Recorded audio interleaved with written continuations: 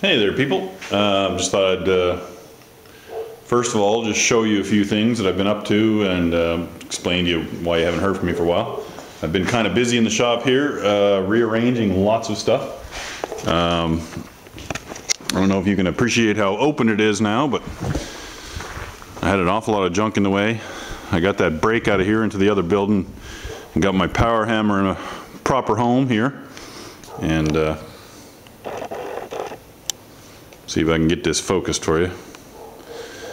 Got my ironworker set back, and this piece of plate is getting cut up shortly into more of these hinges for the big, where the same house where the big gate's going, that's where these big ass hinges are going on the doors.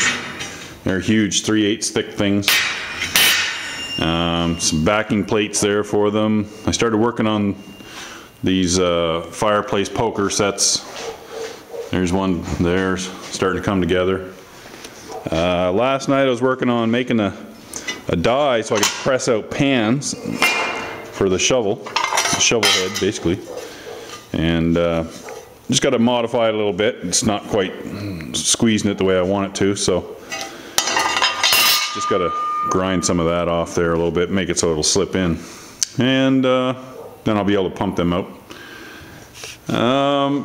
So I'd made a couple videos lately, and my other camera started frigging up, and now I'm using the Olympus, which is not really a great vlogging type of a camera. You may notice I may not even be in focus right now. It doesn't have an autofocus, and it doesn't have an infinite focus like a vlogging camera does, so you don't have to really pay attention to it. This one here you do. But what I was working on, and I made a video, and there will be a few clips here, but most of the video was corrupt and was totally wasted, and just wasted a whole half a day doing it. What I did was I took some of your guys' advice and made a video of how to make a sword, and that's what this was. So what this started out as was this little coil spring piece. It was about a 3/4 inch round, and I straightened it up and flattened it out to about a 1/4 inch by a little heavier than 1 inch wide, and basically ready to continue on from there with about a 29-inch blade on it. And that's as far as I got with that video. And then I realized the video was trash, so all that work was for nothing, and I had really good shots on it and stuff. So anyway, so I'm going to pick up where I left off on that and do a little sword making now. So here we go.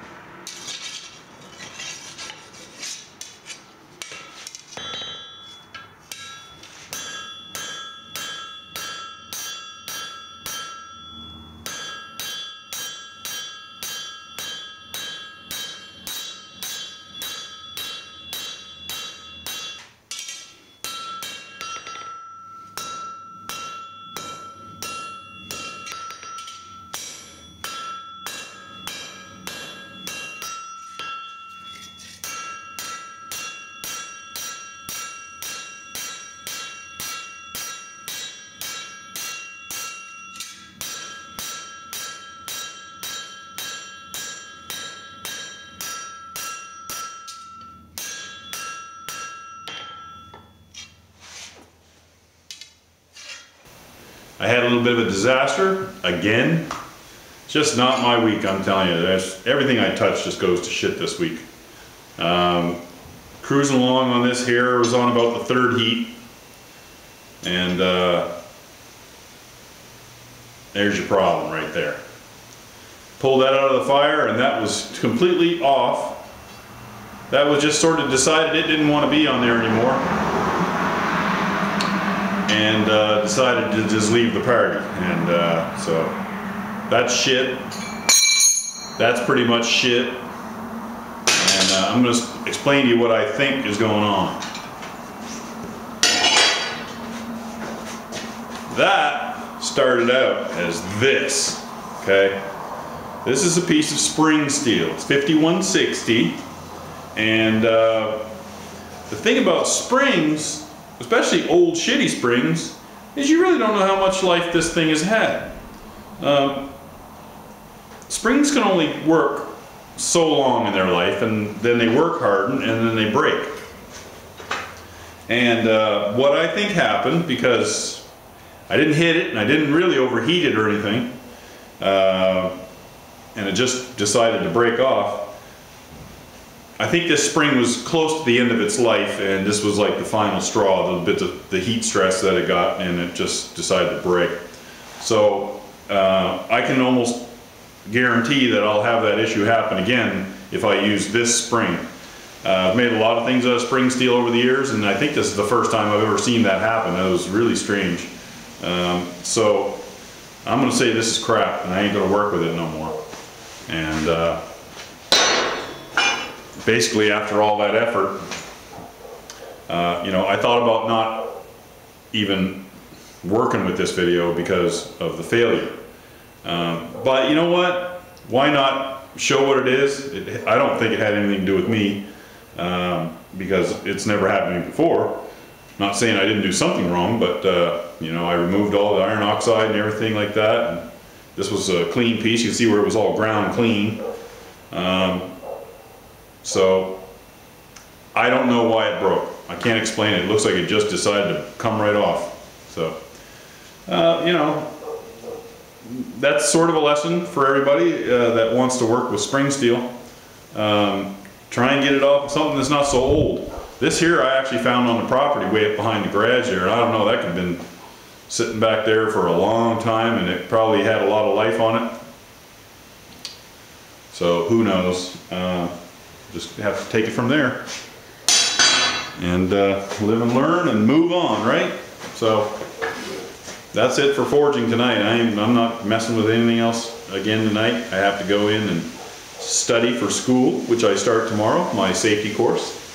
And I have to go in and do an online course, my WIMIS, and there's some other course I have to do online right now. So I'm going to go in and take care of that sort of stuff. And but can't say I didn't try. I did try. I'm sorry that it failed. Feel kind of bad, but not that bad. But I'm just going to move on from there, and I'm going to do a different project, completely different. Let's do something else. Come on.